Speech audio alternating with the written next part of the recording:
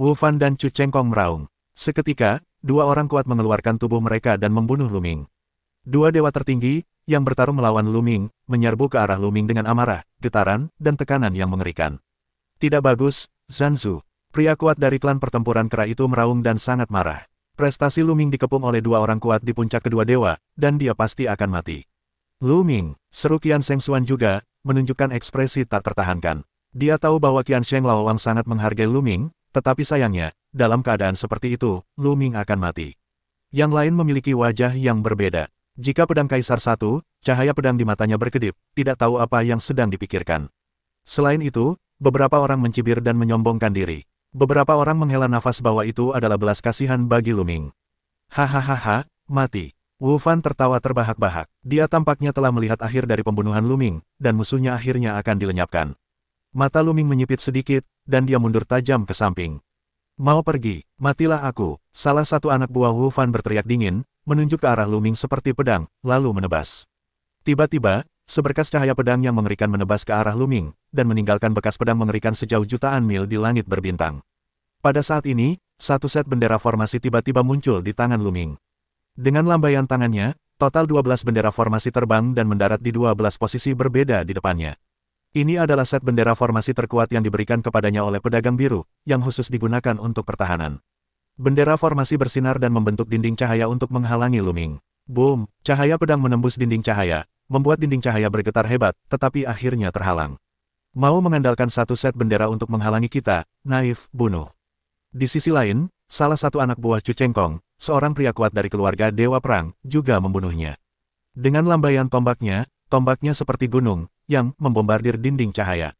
Boom, kekuatan mengerikan itu meledak, membangkitkan gelombang di seluruh langit, dinding cahaya bergetar hebat, lalu retakan muncul di atasnya, dan akhirnya meledak. Dinding cahaya itu hancur, dan 12 bendera hancur menjadi abu pada saat yang bersamaan. Apalagi yang kau punya? Bawahan Wu Fan memiliki pandangan yang sangat suram. Ia ingin membunuh Luming dan membuat prestasi besar di hadapan Wu Fan. Mungkin ia bisa mendapatkan hadiah dari guru nasional dan memberinya harta yang dapat membantunya menembus kerajaan Tuan. Saat membayangkan akan menembus alam dewa, ia sangat bersemangat, dan kecepatannya pun sedikit lebih cepat. Ia membunuh Luming. Pada saat itu, Luming berhenti dan sebuah peti mati tembaga muncul di tangannya. Luming tiba-tiba mengayunkan peti mati tembaga itu. Peti mati tembaga itu bergetar. Lumpur di peti mati beterbangan seperti tetesan air hujan dan terbang menuju kedua tuan itu. Keterampilan mengukir serangga kecil. Anak buah Wu Fan dan orang kuat dari keluarga Dewa Perang bergumam dingin. Mereka melambaikan tangan dan mengeluarkan kekuatan sihir, mencoba meniup lumpur itu. Namun, ketika kekuatan suci mereka bersentuhan dengan lumpur, kekuatan suci mereka seperti tahu, yang langsung ditembus oleh lumpur. Lumpur itu terus beterbangan menuju kedua orang itu. Mereka tiba-tiba memucat dan bersorak. Mereka berusaha sekuat tenaga untuk meniup lumpur itu. Namun seperti sebelumnya, serangan mereka langsung ditembus oleh lumpur, dan lumpur yang pekat itu menghantam mereka, dan tubuh mereka langsung berubah menjadi sarang tawon. Dua orang kuat di kerajaan para dewa dan raja menjerit nyaring, tubuh mereka layu dan terkorosi, dan pemandangannya mengerikan. Bunuh, Luming berteriak dingin dan menggunakan jurus Kunpeng 9 hari. Sekarang, Luming telah mengolah jurus Kunpeng dari surga ke-9 ke tingkat ke-10, dan kecepatannya bahkan lebih menakjubkan. Dalam sekejap, Luming muncul di depan dua penguasa puncak para dewa, dan peti mati tembaga itu pun jatuh. Sentuh. Dua raja kuat puncak itu hancur berkeping-keping, jatuh di tempat. Semua ini terjadi begitu cepat sehingga orang-orang di sekitar menjadi bingung. Wu Fan dan Chu Chengkong sama-sama terdiam dan kehilangan akal. Dua orang kuat di puncak Raja Dewa terbunuh seperti ini, yang benar-benar mengejutkan mata semua orang. Setelah membunuh dua dewa teratas, Luming tidak berhenti sama sekali. Dia seperti Kunpeng dan membunuh Wu Fan. Tangkap rajanya dulu. Wu Fan sudah jauh dari medan perang, memberi perintah di belakang, dan tidak ada tuan yang melindunginya. Saat itu, melihat Luming datang, ia memucat dan berteriak, "Ayo bantu aku. Jangan coba-coba membunuh tuan muda." Salah satu anak buah Wu Fan meraung untuk membunuh Luming. Namun, Luming mengayunkan peti mati tembaga, dan lumpur beterbangan keluar. Sang tuan, yang melangkah mengikuti jejak dua orang di depannya, tertusuk lumpur dan berteriak ngeri. Orang lain yang ingin menyelamatkan, ketakutan, tubuh mereka kaku, ragu-ragu sejenak. Begitu saja, Luming mendekati Wu Fan. Wu Fan tidak mau, meraung gila, dan mengerahkan seluruh tenaganya untuk melawan. Luming tidak menggunakan peti mati perunggu, tetapi mempersembahkan korban kepada tuannya. Sekarang, Luming tidak berniat membunuh Wu Fan. Tujuannya adalah membawa Wu Fan dan memanfaatkan kesempatan itu untuk keluar. Lumpur pada peti mati tembaga itu awalnya digunakan di tambang emas Heiyu. Setelah beberapa kali, lumpur itu hampir habis, dan hanya tersisa lapisan tipis. Terus menggunakan peti mati tembaga, kekuatannya tidak banyak. Gerbang tuan ditekan, dan tubuh Wu Fan bergetar hebat, muntah darah, dan mundur. Di istana kerajaan Taiksu, dia bukanlah lawan Lu Ming. Meskipun dia telah membuat kemajuan besar selama bertahun-tahun, Lu Ming telah membuat lebih banyak kemajuan. Sekarang kekuatan tempur keduanya tidak berada pada level yang sama. Pupil katoda. Setelah melukai Wu Fan dengan gerbang tuan, Lu Ming menampilkan pupil katodanya, dan pusaran air muncul di kepala Wu Fan. Rasa dingin yang mengerikan menyelimuti Wu Fan. Dalam sekejap, Wu Fan membeku dan sulit bergerak. Saat ini, Lu Ming telah muncul di samping Wu Fan, dan rantai es terbang keluar untuk mengelilingi Wu Fan. Hentikan, atau aku akan membunuhnya. Suara Lu Ming yang acuh tak acuh menggema di langit berbintang. Anak buah Wu Fan terkutuk. Ketika anak buah Wu Fan melihat Wu Fan ditangkap, mereka terpaksa berhenti dengan patuh. Anak buah Wu Fan pun berhenti, dan tekanan dari klan perang kera pun berkurang drastis, dan banyak orang berkumpul. Namun, anak buah Chu Chengkong dan anak buah pangeran terus menyerang.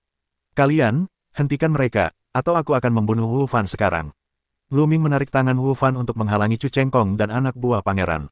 Kalian, jangan bertindak terlalu jauh. Anak buah Wu Fan marah dan meminta mereka untuk menghalangi putra mahkota. Bukankah mereka ingin melawan pangeran? Jangan lakukan itu. Lu Ming membuka mulutnya dengan dingin, mengeluarkan tombak panjang di tangannya, dan sebuah tombak menembus paha Wu Fan.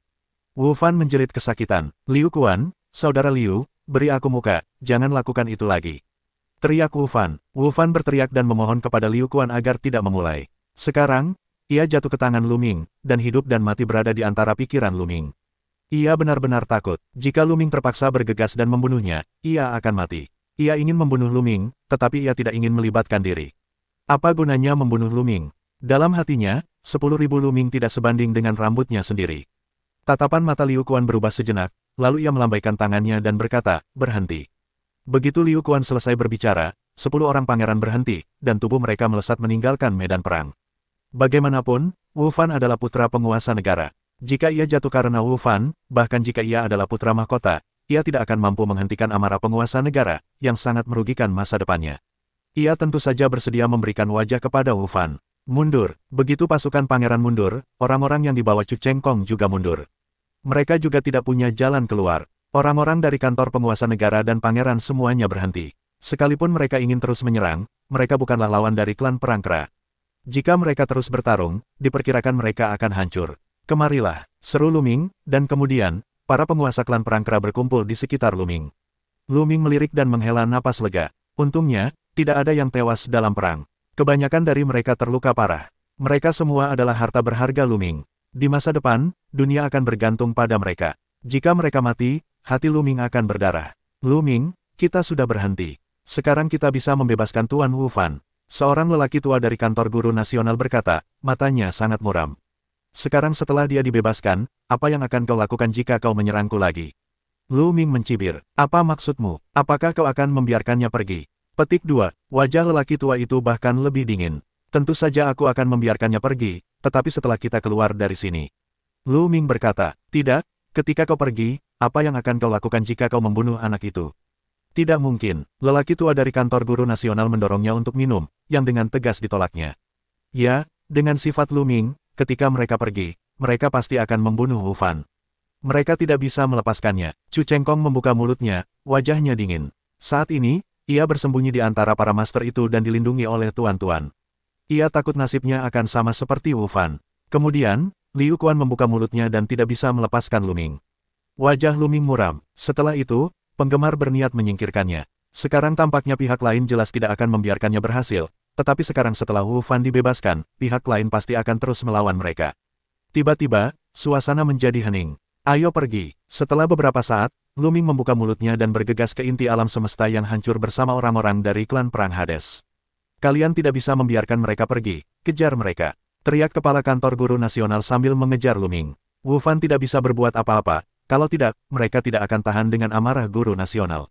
Ayo pergi juga. Chu Chengkong membuka mulutnya dan memimpin anak buahnya untuk mengejar Lu Ming dan yang lainnya. Dia masih tidak ingin membiarkan Lu Ming pergi begitu saja. Pergilah. Liu Quan, bersama keluarga pangeran, juga mengejar. Ayo kita pergi dan lihat juga.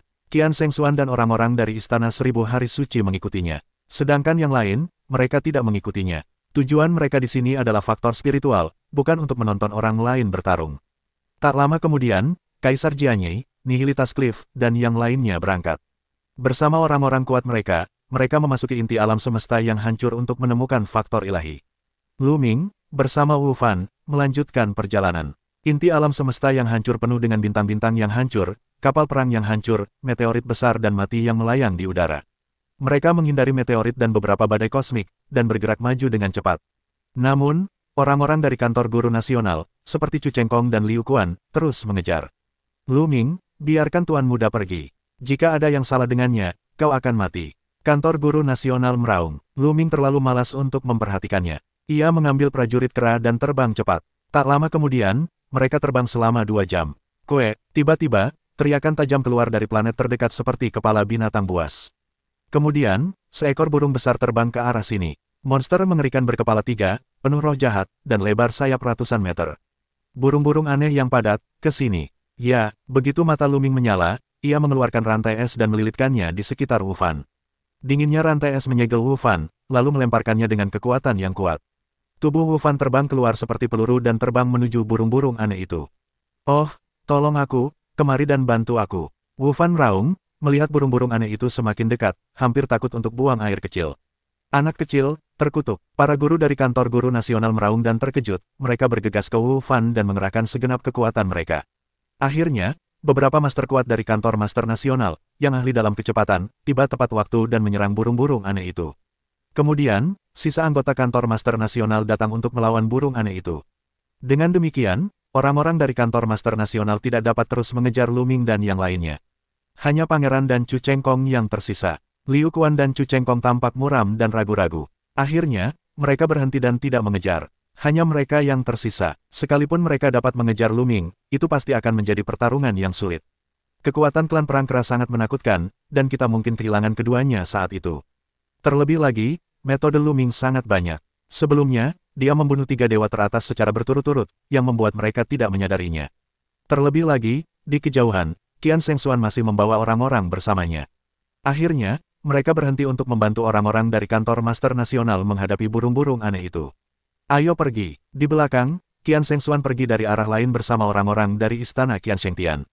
Setelah beberapa saat, Wu Fan akhirnya diselamatkan, dan mereka bergegas keluar dari kepungan burung-burung aneh. Lu Ming, aku ingin membunuhmu, aku ingin kau mati. Ketika Wu Fan keluar, ia meraung seperti serigala. Kebenciannya pada Lu Ming berubah menjadi amarah yang membara, dan ia hampir terbakar. Tentu saja, Lu Ming tidak dapat mendengarnya sekarang. Ia telah lama meninggalkan tempat ini dan pergi ke tempat di mana inti alam semesta hancur. Butuh beberapa jam lagi bagi mereka untuk berhenti dan beristirahat di atas meteorit. Banyak orang dari klan perang Hades terluka dan membutuhkan waktu untuk pulih. Mereka tinggal di sini selama 2 hari dan tidak ada orang lain yang datang. 2 hari kemudian, hampir semua kera yang terluka telah sembuh, dan kemudian mereka melanjutkan perjalanan dan terus berbaris menuju inti alam semesta yang hancur. Semakin banyak jenis monster di inti alam semesta yang hancur. Monster-monster ini, yang pada dasarnya tidak memiliki kecerdasan apapun, melancarkan serangan ketika mereka melihatnya. Mereka melewati beberapa tempat berbahaya berturut-turut. Di sana, dewa primitif telah bereaksi. Tiba-tiba, mata Lu Ming berbinar. Setelah tiba di sini, Lu Ming telah memegang dewa primitif di tangannya, karena ada lebih banyak dewa di sini, tetapi sulit bagi mereka untuk merasakannya. Hanya dewa primitif yang dapat merasakannya. Pada saat ini, dewa primitif mulai bereaksi, lapisan cahaya muncul di permukaan. Ini adalah reaksi yang terjadi ketika ada faktor ilahi di dekatnya. Di mana itu? Lu Ming dan mata mereka menatap ke depan ke sebuah gunung. Ya, sebuah pegunungan menggantung di langit berbintang, sebesar bintang. Faktor spiritual terpancar dari pegunungan ini. Namun, dari kejauhan, mereka bisa merasakan gelombang kuat keluar dari pegunungan. Hati-hati, Lu Ming memerintahkan semua orang untuk berhenti bernapas dan mendarat di tepi gunung. Tidak ada tumbuhan di pegunungan. Hanya bebatuan gundul di mana-mana. Lu Ming, memegang patung asli dewa, pergi ke kedalaman pegunungan. Raungan, raungan. Tak lama kemudian, terdengar raungan mengerikan, dan monster-monster raksasa menyerbu ke arah Lu Ming. Napas mereka sangat mengerikan, dan mereka semua adalah eksistensi dari Raja Dewa Ketujuh. 2 panglima perang kera melangkah keluar, dan tinju raksasa itu melesat, membunuh beberapa monster. Namun kemudian, lebih banyak monster datang. Itu tepat di depanmu. Cepat ke sana, kata Lu Ming. Mereka mulai menyerbu ke depan. Lu Ming memegang patung asli, merasakan arah faktor spiritual yang paling kuat. Ada banyak monster yang membunuh mereka. Tak lama kemudian, mereka membunuh setidaknya beberapa ratus monster, hampir semuanya lebih dari 7 kali lipat Raja Dewa, dan bahkan 8 kali lipat Raja Dewa muncul. Setelah kematian monster-monster ini, ada gumpalan cahaya yang terbang ke dewa-dewa primitif, yang semuanya adalah faktor ilahi dan diserap oleh dewa-dewa primitif. Itu memang tempat inti, dan faktor spiritual yang terkandung dalam monster itu jauh lebih kuat daripada yang ada di luar. Lu Ming gembira. Ia menyadari bahwa meskipun monster itu diburu di sini, patung aslinya pada akhirnya akan terbuka. Hampir sampai. Sesaat kemudian, gumam Lu Ming, karena saat itu, patung dewa asli bersinar terang. Di kejauhan, ada gumpalan cahaya yang berterbangan. Ini adalah kumpulan faktor ilahi, seperti pita cahaya. Terbukti mereka tak jauh dari tempat yang kaya akan faktor spiritual. Setelah berjalan lagi, Lu Ming melihat sebuah jari raksasa. Ya, jari itu tampak seperti binatang buas, besar, bagaikan pegunungan, membentang di atas tanah. Faktor spiritual yang kaya terpancar dari jari ini. Jari ini, hampir membusuk, putih seperti tulang giok, tetapi masih memiliki aroma banjir kuno yang kuat. Apakah ini jari dewa primitif? Namun, jari ini juga tidak terlalu besar. Melihat jari di depannya, Lu Ming berpikir. Dalam kesan Lu Ming, para dewa primitif itu satu persatu sangat besar, dan fisik mereka bahkan lebih besar daripada planet ini. Dan jari di depannya, meskipun panjangnya ratusan mil, masih tak tertandingi oleh para dewa primitif dalam kesannya. Namun, Lu Ming sudah sangat bersemangat. Jari ini, meskipun telah membusuk, masih mengandung banyak faktor ilahi. Seharusnya cukup untuk membuka patung aslinya. Namun, kekuatan monster di sekitarnya jauh lebih kuat. Bahkan ada puncak 9 dewa, tetapi untungnya, jumlahnya tidak terlalu banyak, dan para kera dapat mengatasinya. Lebih dari 20 kera dan panglima perang bergandengan tangan untuk membunuh monster. 10 panglima perang kera yang tersisa berada di sekitar untuk melindungi Lu Ming. Segera setelah itu, tanah ditutupi dengan mayat monster. Lu Ming yang memegang patung aslinya, akhirnya berada di bawah jari itu. Dewa primitif, dan jari itu, tampaknya beresonansi satu sama lain. Menghembuskan napas zaman kuno, seolah-olah para dewa primitif terlahir kembali. Kemudian, faktor spiritual yang kaya terus-menerus terbang menuju dewa asli, bagaikan seberkas cahaya, melilit dewa asli. Lu Ming meletakkan patung asli di tanah dan menunggu di samping. Ada 36 panglima perang kera yang menjaga para dewa primitif. Raung, monster-monster itu belum sepenuhnya terbunuh. Masih ada monster yang menyerbu dari segala arah, tetapi mereka semua dibunuh oleh orang-orang dari klan perang kera. Tidak mudah mendapatkan faktor ilahi. Lu Ming mendesah. Untungnya, mereka bisa mengumpulkan yang kuat bersama-sama. Mereka tidak bisa berhasil sendiri. Mereka akan dicabik-cabik oleh monster-monster di sini. Seiring berjalannya waktu, kecemerlangan pada patung-patung primitif menjadi semakin intens. Perlahan, lapisan atmosfer yang menakjubkan menyebar keluar. Di bawah napas ini, kecepatan kekuatan ilahi Lu Ming dipercepat, dan pemahamannya tentang faktor kekuatan ilahi asli tampaknya telah meningkat pesat. Berhasil, Lu Ming tampak gembira. Meskipun patung aslinya belum sepenuhnya terbuka, efeknya sudah terlihat. Jika lampunya benar-benar menyala, efeknya pasti luar biasa. Ia terus menunggu dengan sabar. Dalam sekejap, 2 hari berlalu. 2 hari kemudian, faktor spiritual yang terpancar dari jari mulai memudar, menandakan bahwa faktor spiritual di jari akan segera diserap. Belum dinyalakan. Ada apa? Lu Ming sedikit cemas. Sebelum datang ke sini, ia telah memeriksa banyak informasi tentang alam semesta yang hancur dan pembukaan para dewa primitif, dan mungkin ia sudah punya gambaran. Wajar jika patung-patung asli menyerap begitu banyak faktor ilahi sehingga seharusnya berhasil dinyalakan. Namun sekarang, masih belum ada tanda-tanda keberhasilan. Apakah patung primitifku ini istimewa? Lu Ming merenung. Patung primitifnya ini memang cukup tinggi, mencapai ribuan kaki. Patung asli yang ia dapatkan dari Tianjiao di kediaman Zhou Yutianwang hanya setinggi 100 kaki, dan perbedaan volumenya bahkan lebih besar lagi. Mungkin inilah alasannya, semakin besar patung aslinya, semakin banyak faktor ilahi yang dibutuhkan. Namun, semakin besar patung aslinya, semakin baik efeknya saat diterangi. Raungan yang mengguncang bumi membuyarkan lamunan Lu Ming. Di kejauhan, teror menyebar ke sisi ini, mengguncang seluruh pegunungan. Tak hanya itu, beberapa meteorit tak jauh dari sana juga bergetar hebat. Raja Dewa, bukan, itu monster di kerajaan. Para prajurit kuat dari klan perang kera mengubah ekspresi mereka dengan liar. Wajah Lu Ming juga berubah drastis. Momentum semacam ini, yang sama sekali tak mungkin dimiliki oleh Raja Dewa, mutlak merupakan eksistensi dari kerajaan dewa. Di sini, ada monster di kerajaan dewa. Ayo pergi. Dengan teriakan keras dan lambaian tangannya, Lu Ming menyingkirkan patung-patung primitif itu, lalu naik ke langit dan pergi dari sini bersama orang-orang dari klan perang kera Ming. Lu Ming menyingkirkan patung dewa aslinya, dan 36 panglima perang kera melesat ke langit, dan segera pergi dari sini. Raungan. Ketika mereka bergegas keluar dari angkasa, baru saja mereka berada di sana, ada raungan yang mengerikan, bintang yang bergetar, gelombang kejut yang mengerikan, bergegas keluar dari langit dan menyebar ke segala arah. Lu Ming dan mereka juga telah terpengaruh. 36 panglima perang kera bersorak dan meletakkan banyak pertahanan di belakang, tetapi ketika gelombang kejut datang, 80% pertahanan masih dikalahkan. Banyak panglima perang kera pucat, dan dengan bantuan kekuatan ini, mereka membawa Lu Ming pergi dengan kecepatan lebih cepat. Untungnya, keberadaan yang mengerikan di pegunungan tidak mengejar, terus mengong setelah beberapa, kembali diam. Lu Mingchang menarik napas dan merasakan keringat dingin di sekujur tubuhnya. Keberadaan negara Senjun terlalu mengerikan. Meskipun mereka memiliki 36 orang kuat di puncak Raja Ilahi, dan masing-masing dari mereka adalah seorang ahli. Tetapi jika mereka benar-benar bertemu dengan yang kuat di alam Raja Ilahi, bahkan jika 36 kera dan panglima perang bertambah, mereka mungkin bukan lawan dari pihak lain. Di hadapan teror seperti itu, hanya ada satu cara untuk melarikan diri. Setelah itu, mereka lebih berhati-hati. Bahkan jika mereka bertemu beberapa monster, mereka hanya bergegas dan tidak berani membunuh mereka. Mereka takut bahwa mereka akan mengarah pada monster mengerikan di kerajaan Tuan. Setelah setengah bulan, mereka melewati beberapa tempat khusus, yang berisi faktor roh yang kaya. Lu Ming membiarkan para dewa primitif menyerap faktor roh. Namun, patung asli Lu Ming masih belum menyala setelah menyerap faktor roh dari beberapa tempat. Lu Ming juga tak berdaya, hanya bisa terus mencari. Untungnya, mereka masih punya banyak waktu.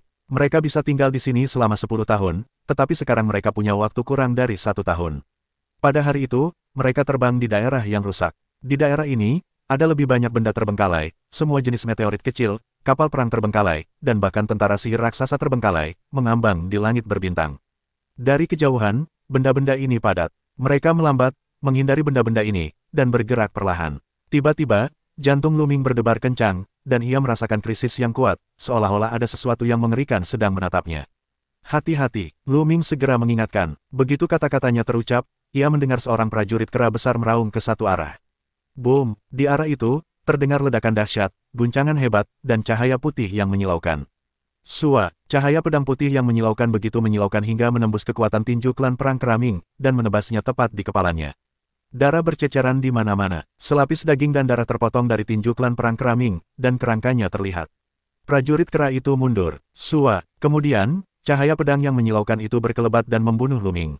Tidak mungkin. Bunuh. Di ujung tanduk, simpan selain meraung, dan beberapa panglima perang kera melancarkan serangan mengerikan dan membunuh mereka dalam cahaya putih yang menyilaukan. Beberapa prajurit kera berturut-turut menghalangi cahaya pedang yang menyilaukan itu. Kehampaan bergetar terus-menerus dan kedua belah pihak bertarung dengan sengit. Pada saat ini, Lu Ming akhirnya melihat wajah orang-orang yang telah mengambil tindakan terhadap mereka. Itu adalah seorang pria berusia 30-an, dengan rambut perak, kulit putih, dan tampan. Namun, di matanya, ada peluang luar biasa untuk membunuh. Cahaya pedang di tangannya terus-menerus ditebas, yang sangat kuat. Kultivasi lelaki ini juga berada di level Raja Dewa teratas, tetapi dengan kekuatannya sendiri, dia mampu melawan 4 panglima perang kera tanpa jatuh di bawahnya. Siapakah pria ini? Sungguh kuat. Mata Lu Ming sedikit menyipit, menunjukkan ekspresi bingung. Pria ini, mesin pembunuhnya sangat berat, dan Lu Ming merasa mesin pembunuh ini dikirim kepadanya. Sepertinya kau benar-benar ingin membunuhnya. Namun, pria ini belum pernah ditemui Lu Ming. Dia bukan dari kantor guru nasional, bukan dari putra mahkota, bukan pula dari Chu Chengkong. Bahkan guru-guru yang dibawa orang lain pun tidak terlihat seperti ini. Boom! Kera dan panglima perang lainnya melangkah keluar untuk menyerang pria berambut perak itu. Namun pada saat ini, dari arah lain, salah satu meteorit kecil, tiba-tiba memancarkan cahaya pedang yang mengerikan. Cahaya pedang itu seperti seberkas cahaya. Dalam sekejap, ia mendekat dan membunuh Lu Ming. Sasarannya juga Lu Ming. Untungnya, pihak Lu Ming dijaga oleh para panglima perang kera. Seorang prajurit kera meraung dan muncul di depan Lu Ming. Tongkat besi itu melesat keluar. Namun, cahaya pedang itu berubah dengan cepat. Dalam sekejap, cahaya pedang itu berubah menjadi ratusan cahaya pedang, seperti tetesan air hujan, menusuk prajurit kera. Oh, klan perang kera sulit dilawan. Tiba-tiba, banyak lubang pedang muncul di tubuhnya, darah mengalir melaluinya, dan mereka terluka parah. Namun, prajurit kera ini masih berdiri di depan Lu Ming dan tak bergerak. Bunuh. Sebuah minuman dingin terdengar, dan cahaya pedang pucat membumbung tinggi. Ia terus membunuh prajurit kera yang terluka itu dengan satu gerakan. Namun, panglima perang kera lain di tepi jurang juga bergerak, meraung berulang kali, melancarkan serangan, menghalangi cahaya pedang. Lu Ming juga melihat pria yang bergerak di sini. Dia juga seorang pria berambut perak. Usianya sekitar 40 tahun. Selain usianya, dia tampak sedikit lebih tua. Dia sangat mirip dengan pria berambut perak sebelumnya. Lebih dari satu, dari mana orang-orang ini? Lu Ming bingung. Bersama-sama, bunuh mereka. Lu Ming memberi perintah. Tiba-tiba, ada lebih banyak panglima perang kera untuk menyerang dua pria berambut perak. Namun, kedua pria berambut perak itu dengan kilatan tubuh, dengan kecepatan yang mengerikan, menghindari serangan para kera dan panglima perang. Yang terengah-engah, kedua pria berambut perak itu, seperti dua cahaya pedang, berkelebat di kehampaan, dan kecepatannya sangat cepat. Meskipun kekuatan tempur panglima perang Hades kuat, mereka jauh tertinggal dari lawan dalam hal kecepatan. Mereka sama sekali tidak dapat mengejar kecepatan lawan, jadi mereka hanya bisa bertahan bersama. Fiuh, fiuh, sesekali, cahaya pedang yang mengerikan meledak dan menebas Luming. Ya, cahaya pedang itu berulang kali mengincar Luming, artinya, mereka ingin membunuh Luming. Untungnya, klan perang Keraming menahan Luming Wei, sehingga cahaya pedang itu tidak bisa menyerang sama sekali. Setelah beberapa saat, cahaya pedang itu tertahan, dan kedua pria berambut perak itu berhenti menyerang dan berdiri di atas meteorit kecil tak jauh dari sana, menatap Luming dengan dingin. Kemudian mereka berubah menjadi dua cahaya pelangi dan menghilang. Namun, Luming tidak tenang. Ia dipenuhi banyak keraguan. Siapakah kedua pria berambut perak ini? Apakah mereka orang kuat yang dibawa oleh Tian Jiao? Mengapa membunuhnya? Konon, sepertinya pangeran memiliki dua Tian Jiao yang datang. Apakah kedua pria berambut perak ini adalah para ahli yang dibawa oleh Tian Jiao lain di bawah putra mahkota? Pikir Luming, jika itu benar, sulit untuk menghadapinya. Kekuatan bertarung kedua pria berambut perak itu mengerikan. Luming menyesuaikan suasana hatinya dan terus bergerak maju bersama para prajurit kuat dari klan perang kera. Dalam 2 hari berikutnya, kedua pria berambut perak itu tidak pernah muncul lagi, dan Luming serta yang lainnya merasa lega. Pada hari itu, mereka melihat sebuah kapal perang yang sangat besar. Dari penampakannya, kapal perang itu tampak sangat utuh. Belum pernah terpotong atau terbelah dua, hanya banyak bekas luka yang terlihat dari luar, seperti bekas pisau, senjata, dan pedang. Yang terpenting, ketika Luming tiba di sini, patung asli di tangannya mulai bersinar. Kapal perang itu memiliki faktor spiritual yang kuat.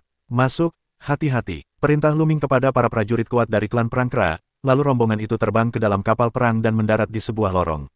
Berdasarkan reaksi para dewa asli, benda-benda yang mengandung faktor spiritual berada di kedalaman kapal perang ini. Rombongan itu berjalan dengan hati-hati di sepanjang lorong. Hening, tidak ada suara di dalam kapal perang itu. Hening, seolah-olah tidak ada makhluk hidup, bahkan angin pun tidak. Namun entah bagaimana, Luming selalu merasakan krisis, yang membuatnya merasakan batu besar di hatinya. Tiba-tiba, rasa krisis ini membumbung tinggi. Hati-hati, Luming meraung. Fiuh, fiuh. Tepat saat Luming selesai berbicara, cahaya pedang di sekelilingnya meroket, dan beberapa cahaya pedang putih yang mengerikan membunuh orang kuat dari klan perang kera. Orang kuat dari klan perang kera selalu siap untuk perang. Saat itu, ia meraung dan melancarkan serangan balik. Tabrakan yang mengerikan, suara keras, ledakan, cahaya pedang, dan serangan panglima perang kera terus berbenturan, 100 kali dalam sekejap. Si rambut perak lagi, mata Luming berkilat, yang membuatnya mengerutkan kening adalah ada lebih banyak orang berambut perak kali ini. Ia bisa melihat 5 orang secara acak. Bahkan, jumlahnya masih bertambah, karena ada kilatan pedang di sekitarnya, membunuh para penguasa panglima perang kera. Pada akhirnya, ada 9 pria berambut perak, semuanya adalah manusia. Kekuatan bertarung mereka sangat luar biasa. 9 pria berambut perak, cahaya pedang memenuhi langit. Cahaya pedang itu bahkan menyelimuti 36 kera dan klan perang. Terlebih lagi, klan perang para kera telah tertinggal. Kekuatan ini sungguh luar biasa. Jika bukan karena para panglima perang kera yang belum mempraktikkan formula pertarungan hantu, kekuatan bertarung mereka luar biasa dan vitalitas mereka sangat kuat. Jika mereka adalah dewa puncak biasa, beberapa orang pasti sudah tumbang. Meski begitu, situasinya sangat buruk bagi mereka. Kera-kera itu terus-menerus terluka dan pedang menancap di tubuh mereka. Darah berceceran di mana-mana. Di hadapan Luming, terdapat 2 luka pedang mengerikan pada 2 kera, yang menembus jauh ke dalam organ dalamnya. Kemudian, cahaya pedang putih yang mengerikan itu ingin menembus pertahanan panglima perang kera dan membunuh Luming. Tak diragukan lagi, Luming masih menjadi incaran para pria berambut perak ini. Tidak mungkin, beberapa kera dan panglima perang meraung, dan jeruji besi menebas pria berambut perak itu. Kapan? Suara serangan silang emas dan besi terdengar, dan cahaya pedang pucat itu pun terhalang. Jika kau ingin membunuh Zanzu, bermimpilah dan ledakkanlah untukku. Satu persatu, klan perang Hades meraung, seluruh tubuh mereka bergemuruh hebat, dan mata mereka merah karena darah. Mereka mengerahkan jurus bertarung hantu secara ekstrim, seperti kera yang ganas, sehingga para pria berambut perak ini tak akan pernah bisa mendekati Luming. Ayo mundur dulu, seru Luming. Bukanlah suatu kebetulan bahwa kapal-kapal mereka disergap oleh pihak lawan terlebih dahulu. Terlebih lagi, Luming mendapati bahwa para pria berambut perak ini penuh dengan aura jahat dan niat membunuh, dan mereka tidak memiliki banyak kecerdasan. Sepertinya mereka hanya tahu cara membunuh. Ini sangat aneh, kali ini di Tianjiao manapun, sepertinya tidak ada ahli seperti ini yang datang. Luming memiliki banyak masalah, tetapi prioritas utamanya adalah pergi dari sini terlebih dahulu. Penguasa para panglima perang Hades mulai berbalik dan menyerang dunia luar. Dengan begitu banyak kera dan panglima perang yang bertarung bersama, para pria berambut perak ini tidak dapat menghentikan mereka. Mereka perlahan keluar dari kapal perang. Kecepatan mereka melambat, tetapi serangan mereka juga melambat. Pada saat ini, di sebuah lorong kecil di samping, sebuah pedang menyambar, dengan suara siulan yang mengerikan, dan menebas ke arah Luming dan yang lainnya. Di mana cahaya pedang itu lewat, tampaknya ada badai pedang, dan ada bekas-bekas pedang yang mengerikan di kedua sisi lorong. Bahan yang digunakan untuk membangun kapal perang ini berkelas absolut yang tinggi. Bahkan setelah bertahun-tahun, bahannya masih sangat keras. Tadi, pertempuran antara para panglima perang kera dan manusia berambut perak hanya meninggalkan jejak yang sangat dangkal. Namun, kini cahaya pedang itu hanyalah badai ki pedang, yang dapat meninggalkan jejak pedang yang jelas di bagian depan, menunjukkan kengerian kekuatannya. Lindungi Zanzu, blokir. Di sisi ini, beberapa panglima perang kera meraung, menyerang dengan sekuat tenaga, dan melancarkan beberapa serangan mengerikan, membunuh mereka di bawah cahaya pedang ini. Boom! Serangan kedua belah pihak meletuskan raungan yang mengerikan. Anehnya, serangan beberapa panglima perang kera tiba-tiba dikalahkan dan dibelah oleh cahaya pedang. Cahaya pedang tak kunjung berhenti, tubuh beberapa anggota klan perang kera tiba-tiba mundur. Tubuh mereka dipenuhi bekas pedang, teror yang dahsyat, dan darah DC. Meskipun cahaya pedang telah melemah, ia masih terus membunuh Luming. Tubuh Luming ditekan oleh kekuatan pedang yang mengerikan, dan tubuhnya terasa sakit yang tajam, seolah-olah akan terbelah. Gawat, Luming terkejut dan merasakan krisis yang mengerikan. Saat itu, ia juga melihat wajah asli penyerangnya. Pria itu juga seorang pria, tetapi, tidak seperti 9 pria berambut perak, rambut pria itu berwarna keemasan. Selain perbedaan warna rambut, yang lainnya sangat mirip, wajahnya tampan, dan di matanya, semua pembunuhan yang kejam. Pedang orang ini adalah satu-satunya, cahaya pedang itu sangat menakutkan, kekuatannya lebih kuat dari pria berambut perak itu. Cahaya pedang itu membunuh Luming. Jika dia siap menebas dengan pedang ini, Luming pasti akan mati. Zanzu, hati-hati. Seorang prajurit kera kekar meraung dan menghujani Luming dengan seluruh kekuatannya. Namun, prajurit kera ini telah terluka sebelumnya, dan tak mampu menahan serangan lawan. Cahaya pedang langsung menembus serangan prajurit kera tersebut. Dengan sekali hembusan, cahaya darah muncul. Tubuh prajurit kera itu terbelah dua dan jiwanya musnah. Ini pertama kalinya Luming membawa 36 panglima perang kera. Bunuh. Ia membunuh seorang prajurit kera. Pria berambut emas itu menebasnya, dan kesempatan membunuhnya terasa sangat dingin. Cahaya pedang kembali menyala dan menebas Luming. Ayo, ini terlalu cepat. Pergilah ke panglima perang kera lainnya. Sudah terlambat untuk menyelamatkan. Terlebih lagi, simpanse-simpanse itu terjerat oleh 9 pria berambut perak lainnya, dan bahkan jika mereka ingin menyelamatkan, mereka sulit untuk dilepaskan. Luming hampir terbunuh oleh pedang ini. Di pergelangan tangan Luming, bola itu melayang dan berubah menjadi perisai untuk menghadangnya.